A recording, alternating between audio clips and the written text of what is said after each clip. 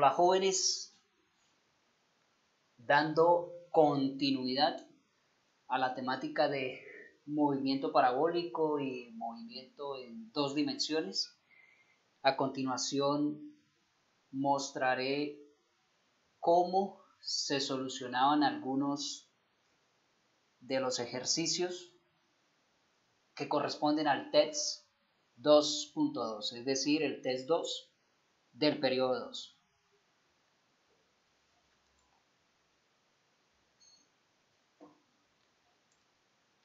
Bien, los ejercicios 1 a 3 se refieren a la siguiente información. El movimiento de una partícula se da por las ecuaciones x igual a 3t, y igual a 4t, donde x y y se expresan en metros y t se expresa en segundos. Ejercicio 1. ¿Cuál es la ecuación de la trayectoria?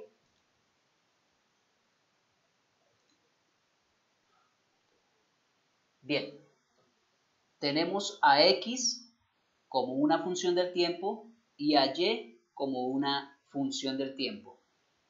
La ecuación de la trayectoria se obtiene expresando la variable y como función de la variable x, tal como se hizo cuando se obtuvo la ecuación que describe el movimiento parabólico.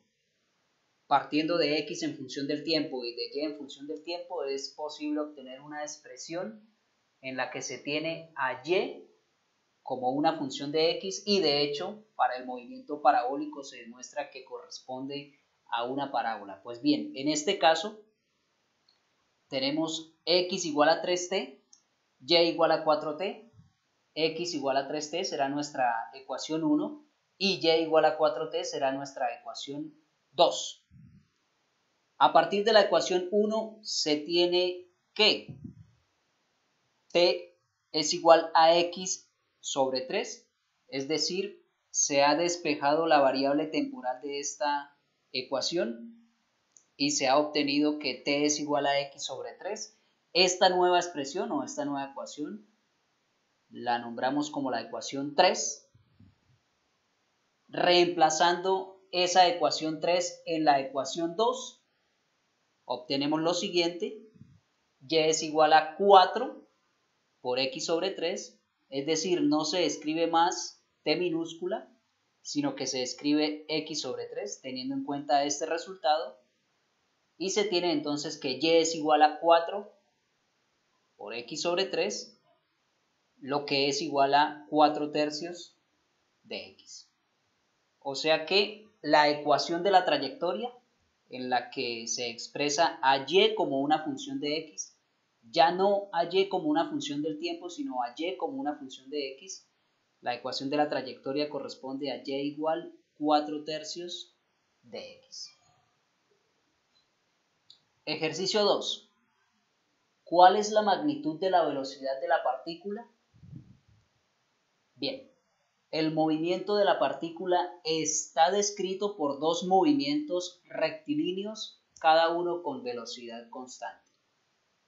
¿Y por qué se deduce eso? Bueno, tengamos en cuenta que la ecuación general para un movimiento rectilíneo con velocidad constante que se da sobre el eje x estaría dada como x igual a x sub 0 más velocidad en x por t. Y si ese movimiento se da a lo largo del eje y, la ecuación sería y igual a y sub 0 más velocidad en y por t. Las ecuaciones que nos plantean son x igual a 3t y y igual a 4t. Podemos comparar esta con su respectiva forma general y concluir que x sub 0 es igual a 0 y que la velocidad en x es igual a 3. Y si comparamos esta con su respectiva forma general, se puede concluir que y sub 0 es igual a 0 y que la velocidad en y es igual a 4. En este caso, metros por segundo, de acuerdo a lo que nos están planteando para las respectivas unidades. A partir de la ecuación 1 y de la ecuación 2, tenemos entonces que las velocidades para cada uno de los ejes están dadas por velocidad en X 3 metros por segundo y velocidad en Y igual a 4 metros por segundo. Por lo tanto, la velocidad, tengamos en cuenta que el vector velocidad junto con las dos componentes forman un triángulo rectángulo y siempre que yo quiero calcular la magnitud, lo que hago es hacer uso del teorema de Pitágoras. Entonces tendríamos magnitud de la velocidad que corresponde a la hipotenusa de ese triángulo rectángulo, raíz cuadrada de el primer cateto al cuadrado o primera componente al cuadrado más el segundo cateto al cuadrado o segunda componente al cuadrado. Estos dos valores son conocidos, son los que tenemos acá. Entonces magnitud de la velocidad igual raíz cuadrada de 3 al cuadrado más 4 al cuadrado, es decir, raíz cuadrada de 25. Por lo tanto, la magnitud de la velocidad es igual a 5 metros por segundo. Gráficamente, lo que se ha mencionado, tenemos el vector velocidad, tenemos las dos componentes. La magnitud de esto es 3, la magnitud de esto es 4. Se tiene un triángulo rectángulo cuya hipotenusa representa la magnitud de la velocidad y en este caso es igual a 5 metros por segundo. Ejercicio 3. ¿Cuál es la magnitud de la aceleración de la partícula? Bueno, me permito leer lo siguiente. El movimiento de la partícula está descrito por dos movimientos rectilíneos, cada uno con velocidad constante. Si la velocidad es constante, la aceleración es nula. Por lo tanto, la aceleración para X sería de 0 y la aceleración para Y sería de 0. Y si tenemos en cuenta algo similar a lo que se implementó en la diapositiva anterior, tendríamos un vector aceleración que se puede calcular a partir la magnitud de un vector aceleración que se puede calcular a partir de sus componentes. En este caso, cada una de esas componentes es nula, por lo tanto, la magnitud de la aceleración es igual a 0.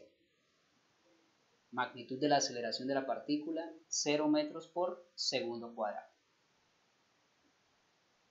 Los ejercicios 4 a 6 se refieren a la siguiente información. La figura muestra la trayectoria de un objeto en el vacío. El tiempo total de vuelo fue t mayúscula y la velocidad inicial v sub 0 formaba un ángulo θ sub 0 con la horizontal. Ejercicio 4. ¿Cuál es el tiempo necesario para ir desde el punto A hasta el punto C?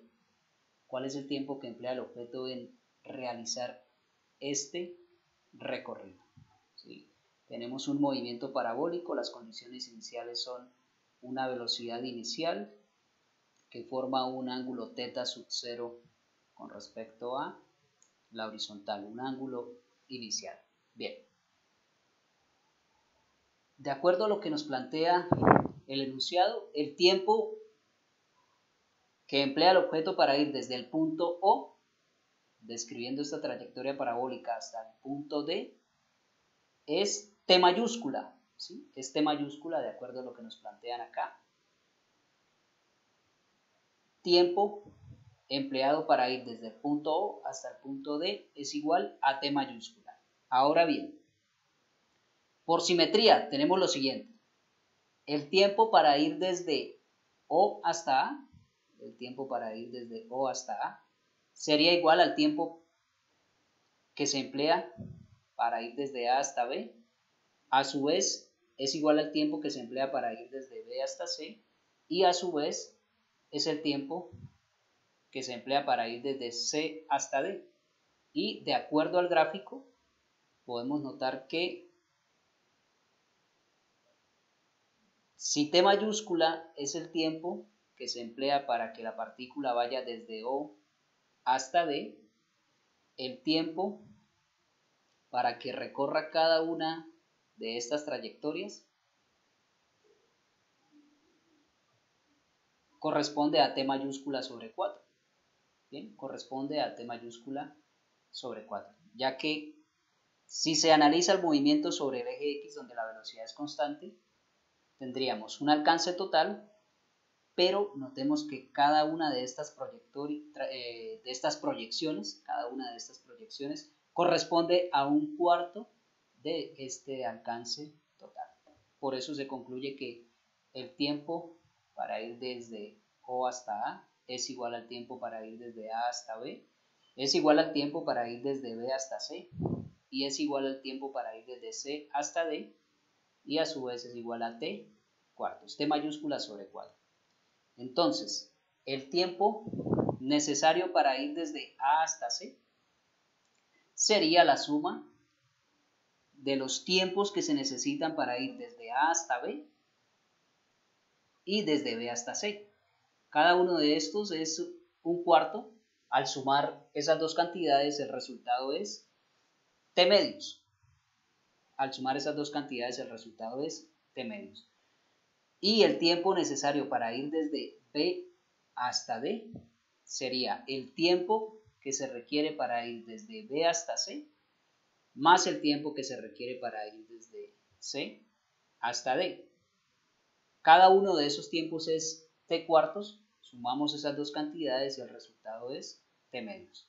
O sea que podemos concluir que el tiempo necesario para ir desde A hasta C es igual al tiempo necesario para ir desde B hasta D. Tiempo necesario para ir desde A hasta C es igual al tiempo necesario para ir desde B hasta D. Ejercicio 5. ¿Cuál es la abscisa de A mayúscula? Bueno, gráficamente tenemos esta situación. El objeto que describe esa trayectoria parabólica. Debemos calcular la abscisa de A mayúscula, es decir, esta distancia. Bien, esta distancia.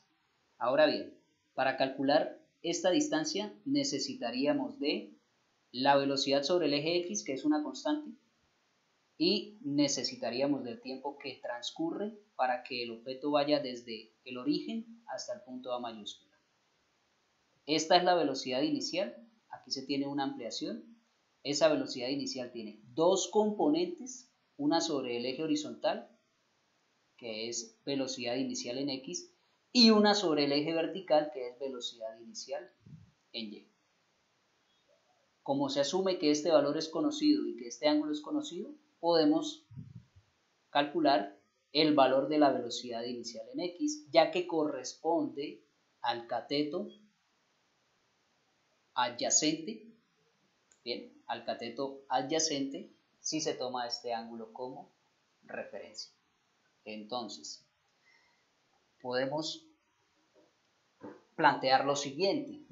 Para determinar la abscisa de A mayúscula se tiene en cuenta que si la partícula llega a este punto, han transcurrido t mayúscula sobre 4 segundos, lo que se mostró en la diapositiva anterior. Por lo tanto,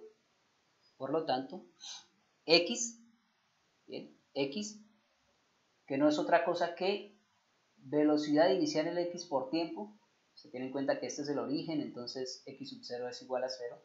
X que se calcula como la velocidad en X por el tiempo, donde esa velocidad en X es velocidad inicial por el coseno de θ sub 0, teniendo en cuenta este triángulo rectángulo. Si X es igual a A minúscula, ¿sí? Si X es igual a A minúscula, entonces ya no escribimos más X, sino que escribimos A minúscula, que corresponde a la abscisa de A mayúscula, y es igual a B sub 0 coseno de θ sub 0 por el tiempo que ha transcurrido, que es T mayúscula sobre 4.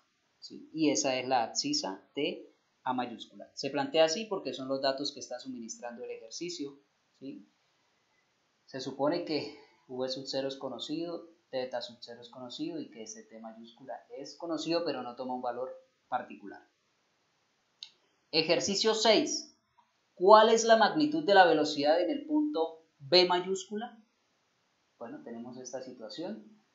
Necesitamos determinar la magnitud de la velocidad justo en este punto, pero debemos tener en cuenta que justo en ese punto la componente de la velocidad sobre el eje Y es 0, ¿sí? Debido a eso es que el objeto o la partícula empieza a descender y que justo en ese punto la velocidad sobre el eje X es igual a la velocidad inicial en X, que es una constante. Recordemos que un movimiento parabólico se compone de dos movimientos, uno con velocidad constante a lo largo del eje X y uno con aceleración constante a lo largo del eje Y, porque es en dirección vertical que actúa la aceleración de la gravedad.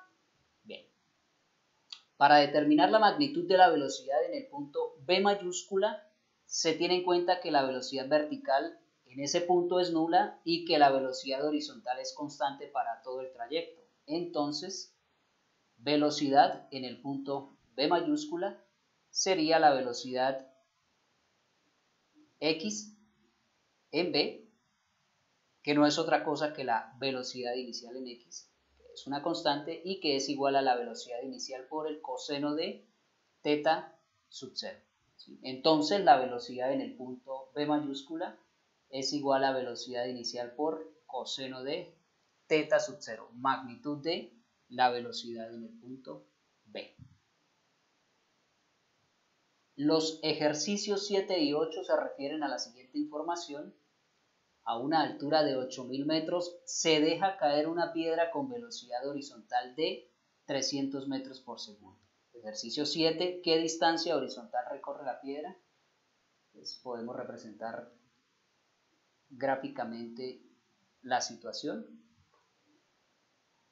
A una altura de 8.000 metros se deja caer una piedra con una velocidad de 300 metros por segundo y bueno, describe esta trayectoria semi-parabólica. Si la altura es 8.000 metros, entonces hacemos uso de la ecuación que describe cómo varía Y en función del tiempo para este tipo de movimiento, tal como se explicó en una clase anterior. Reemplazamos Y por 8.000, ¿sí? Que es precisamente esa altura, y cuando el objeto llega al piso, entonces hablaríamos de un tiempo de vuelo. Reemplazamos Y por 8.000 y T por el tiempo de vuelo. Despejamos tiempo de vuelo de esta expresión y se obtiene un resultado de 40 segundos.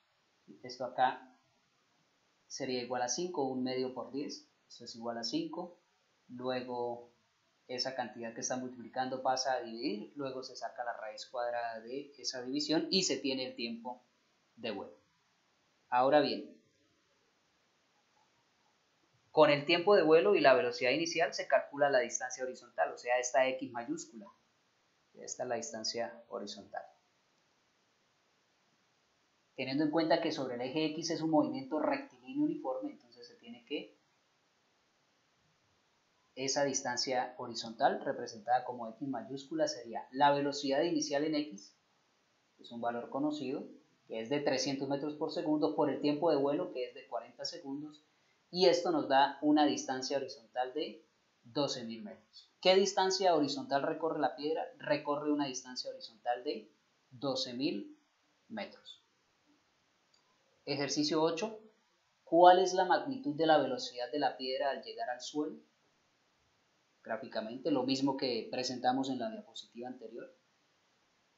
Para determinar la magnitud de la velocidad de la piedra al llegar al suelo, debemos conocer los valores de sus componentes, horizontal y vertical.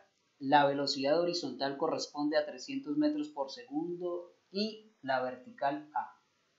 Tengamos en cuenta que sobre el eje X es un movimiento con velocidad constante, entonces para todo el trayecto la velocidad X es de 300 metros por segundo, la que varía es la velocidad en Y. ¿Cómo se calcula esa velocidad en Y? Como el producto entre la aceleración de la gravedad y el tiempo. Producto entre la aceleración de la gravedad y el tiempo. La aceleración de la gravedad es de 10, es el valor que estamos trabajando, y el tiempo pues corresponde al tiempo de vuelo que ya ha sido calculado en el ejercicio anterior.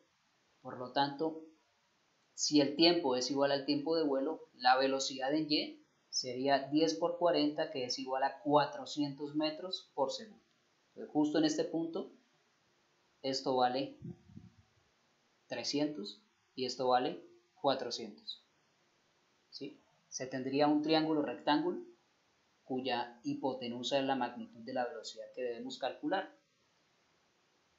Reemplazando los valores que tenemos, ¿sí? Tendríamos que la velocidad es la raíz cuadrada de 300 al cuadrado más 400 al cuadrado, o sea que la magnitud de la velocidad justo en este punto es igual a 500 metros por segundo, ¿sí? Y se ha calculado a partir de las respectivas componentes.